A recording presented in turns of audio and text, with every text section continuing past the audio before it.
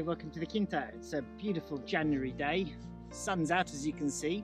And today I wanted to have a look at the concept of rewilding and just have a look and ask the question, is it really a managed wildness that we are looking to achieve? One of the reasons that we're even talking about rewilding is that in the village down there in the 1960s, 500 people lived there.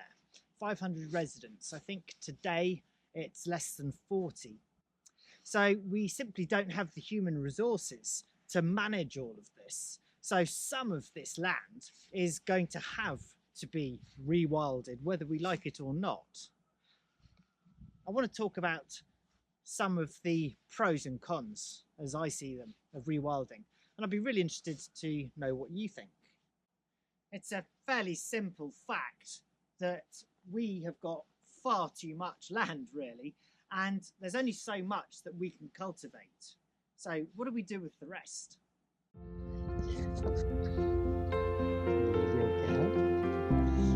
What are you up to?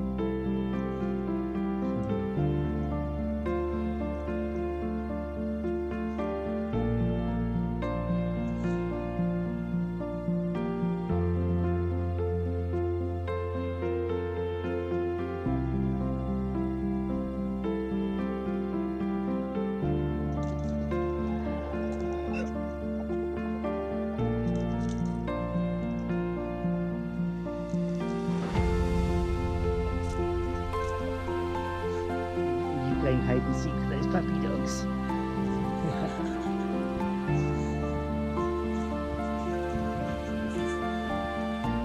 You little rat jumping out.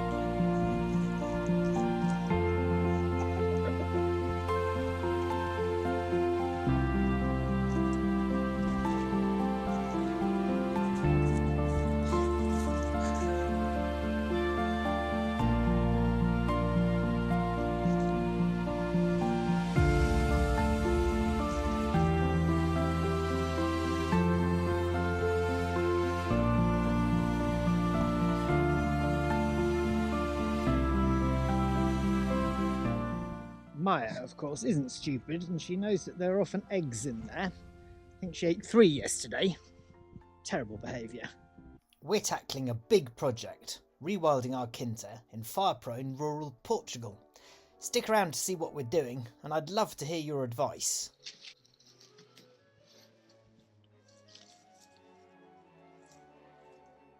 So, set the scene, just imagine, if you will, wolves roaming around again. Not so long ago there were quite a few wolves here, and I have seen a couple. Perhaps a few bears in the mix. We certainly have lots of wild boar at the moment, so you know they're going to thrive in a beautiful ecosystem as well. You have to ask yourself the question though, do you really want to live amongst bears and wolves? So is rewilding truly a return to nature, or is it just another way that the humans, us, we're going to manage the environment? This farm has been managed for hundreds of years, and in fact we've even got traces of Neolithic peoples having, you know, carved into rocks and what have you. It's pretty special, and I have absolutely no doubt, you know, we're just the custodians here. In another 100 years it's not going to be us looking after it. So what is rewilding? It is the restoration of ecosystems by allowing nature to take over. Now, there are a couple of points that I just want to stop on here. Not least, everything that you can see behind me, all the terraces and everything like that, these are the result of human activity. So at what point do we actually stop?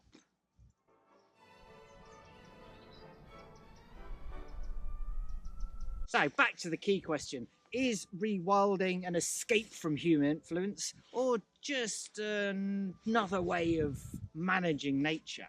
So let's start with the good news. Rewilding has enormous potential to transform our landscapes and our planet. We can restore biodiversity. If you imagine a monoculture, maybe a farm just growing acres and acres of wheat, there's not a lot else growing there. And that means that the amount of species that can interact are a bit lower than perhaps would be ideal. And of course, the use of herbicides and everything, it kills off pretty much any plants that are undesirable as far as the crop is concerned. So how would you feel if, as part of a rewilding project, you suddenly had wolves and bears living next door to you? How would that impact your life? Where's the fence coming down between truly giving everything back to nature and remembering that we are also part of the ecosystem and the natural world? So obviously forests, they absorb a huge amount of carbon and they sequestrate that, they lock it up and take that out of the atmosphere. So if you believe that CO2 is a problem, surely you're going to think, yeah, let's have more forests. Yeah, well, that's a good thing. I mean, forests are great environments anyway, especially ancient established ones. But we'll get back onto that later on. Hello, number 2.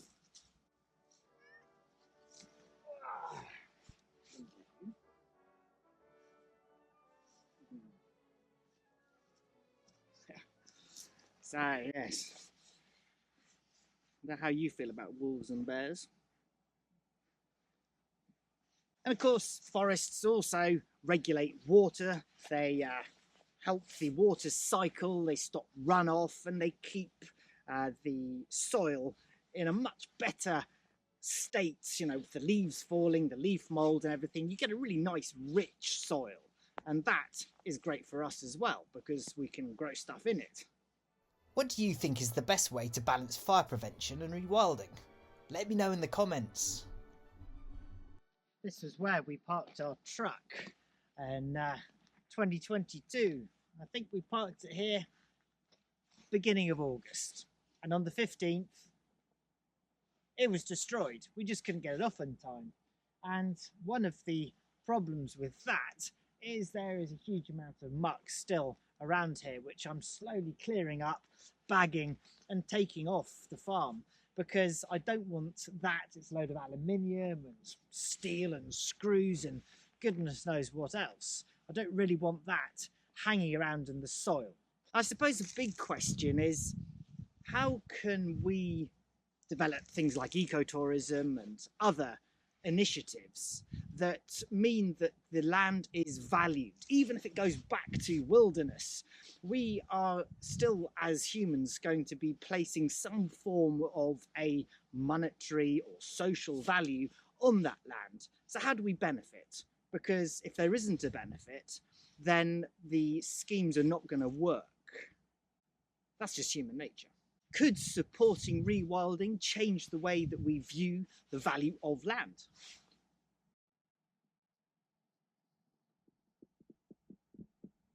Rewilding is, however, far from perfect as a strategy.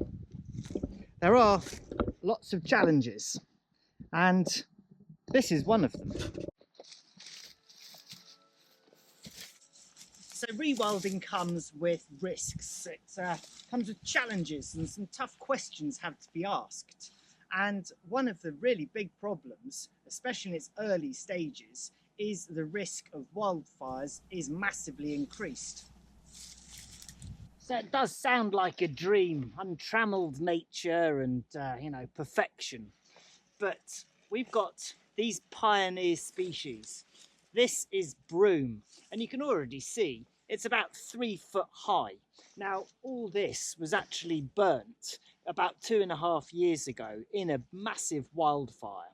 And the problem with this stuff, and with brambles and with other aromatic plants, this one's got an awful lot of oil content in it. They are extremely flammable. And you can see behind me, there are all sorts of dead saplings. The issue is that the fire cycle here in Portugal is 5 to 7 years. And that is not enough time for the trees to grow and to dominate and to effectively shade out these pioneer species. So they remain. The underbrush, of course, burns and just spreads the flames straight up into the canopies of the trees, and they don't stand a hope. Another issue is all these grasses. Although it's January, they're really dry, and without grazing animals, which really do need to be considered to be a part of the mix and something we'd like to get hold of, we're having to come through and cut this down because we don't want lots and lots of flammable stuff. Your ideas could make a huge difference to what we get up to. Let's talk in the comments.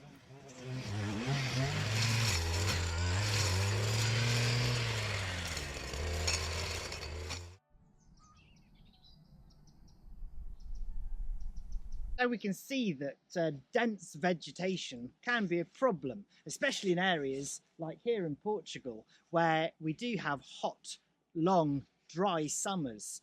And that really creates the perfect condition for wildfires. And we do have to think how we balance that out. There are a lot of eucalyptus plantations, and eucalypts, they just explode when fire hits them. And of course, that spreads embers everywhere else, and it becomes pretty unstoppable. Here in the Serra da Estrela Mountains, in 2022, in August, 275,000 hectares were destroyed just in a couple of weeks. And that was really astonishing and very scary as well. In other areas of Portugal, they are using grazing animals in, for example, cork oak forests to keep the scrub down. And that, of course, is a really good thing. It increases biodiversity. The animals, of course, they crap everywhere, and that increases the soil fertility. And really, this is the sort of cycle that we want to be creating. But again, it poses the question, how wild is that? There's still quite a lot of human intervention going on because you're growing the trees, you're harvesting the cork, you've got to look after the animals. You can't just let them run free. And then we're back to the wolves and bears. A bit of a conflict of interest between a shepherd and his sheep and a rather ravenous wolf.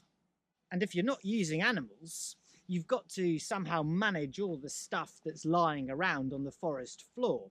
You've got to have perhaps controlled burns from time to time to make sure that you haven't got too much fuel sitting around. So we come back to the question, how wild is that? So if we're going to get any form of sensible rewilding, we are going to have to involve communities. There is obviously conflict between the idea of having predatory animals coming in, but also we've got to think about farmers. We can't just say you can't farm your land, because then where does the food come from? And if an area is totally inaccessible, well, again, what value are we going to place on it? There's a huge amount of abandoned land around here. And as you saw earlier on, it's basically all broom and wonderfully fire, problematic. See this chestnut here, it's partially regenerated, partially dead. And that's really a cycle that I personally want to avoid going forward. So you can see I have kept this land down here relatively clear, and I do come through and strim it, and with any luck it'll be more resistant going forward. I know I'm talking a lot about fire, but it is a big preoccupation here and it is so destructive. So let's think about timescales. 0 to 5 years. This is when the pioneer plants establish, and they sort of tend to give a little bit of protection to saplings and stuff as they start to come up. And then from maybe the next 20 years, the trees are growing and they're starting to shade out those pioneer plants. Generally, things like broom or what have you, they want a lot of sunlight. However, the canopy closes over them and then they die off. Now, you've still got to remove that fuel, because otherwise it just remains in situ. And as I say, the fire cycle here is 5 to 7 years, they reckon. So you can see that the sapling might grow up, but if it's just going to get burnt to the ground before it can get established, you are stuck in a loop. We've got to do something about that, because it's going to take a century or many, many more years than that for a really proper forest ecosystem to establish. So how do we stop fire for 100 years so that we get back to what we had before? And that was this landscape covered in huge chestnuts, a little bit like the one just up here. Sadly, that one was destroyed in 2017. So this is a terrace that I have not cut since last year, and you can see how fast everything sort of gets taken over. It's a big job. What we're really looking at is adaptive management. Rather than just abandoning land to nature, we're going to need to think about what sort of intervention we put in and when. At the end of the day, we still remain part of the ecosystem ourselves, and we need to be guided by nature.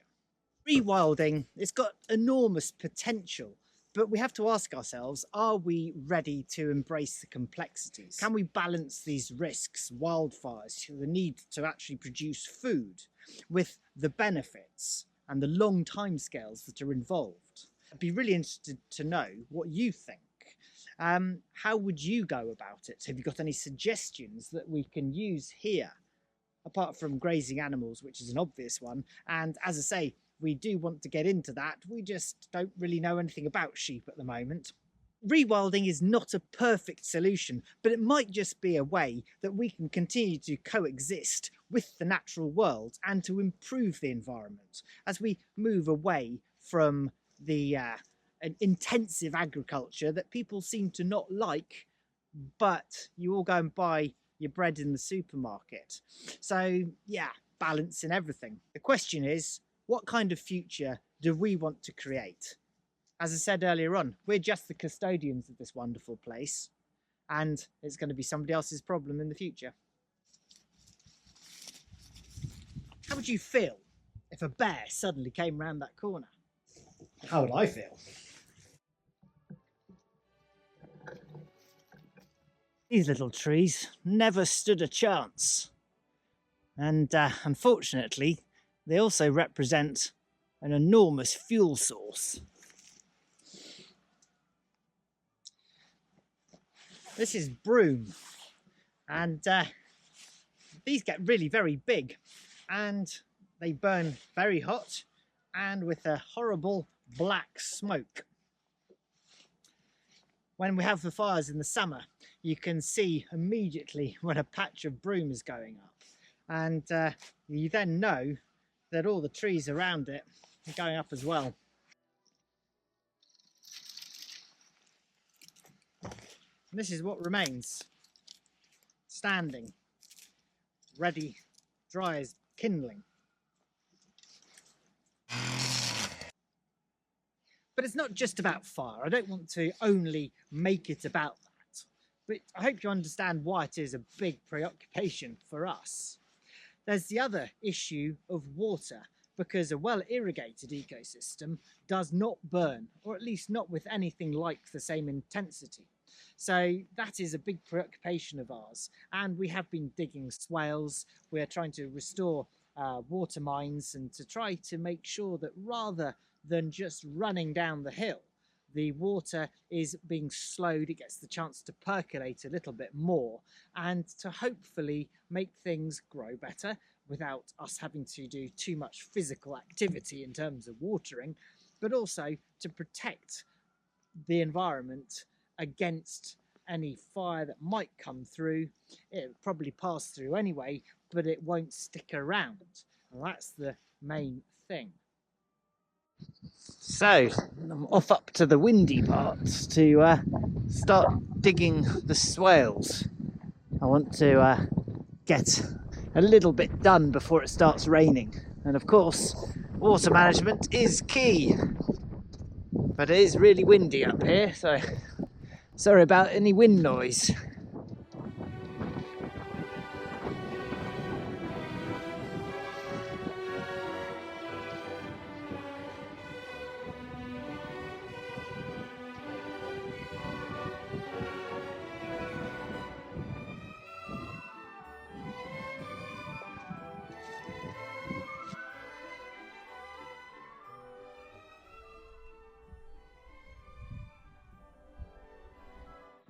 There's also the issue of invasive species.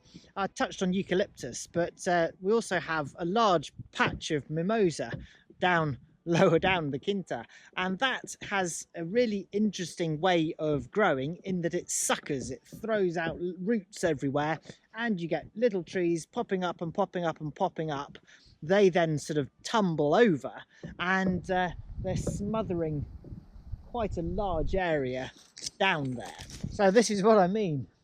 It really grows, this mimosa, so thickly. You probably won't believe it, but this we cleared out only last summer. Completely came through here and trimmed it. So all these little ones have all come up since then.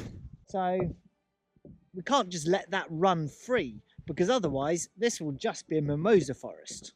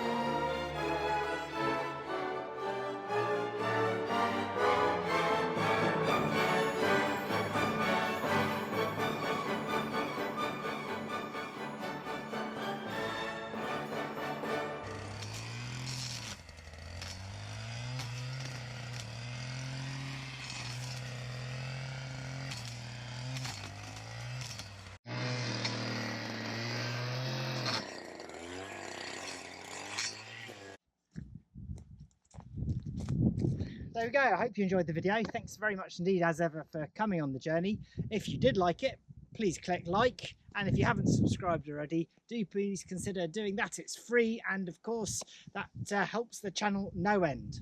And if you want to support the channel further, in the description there's a link to my book, which you can buy from Amazon. Thanks very much. See you again.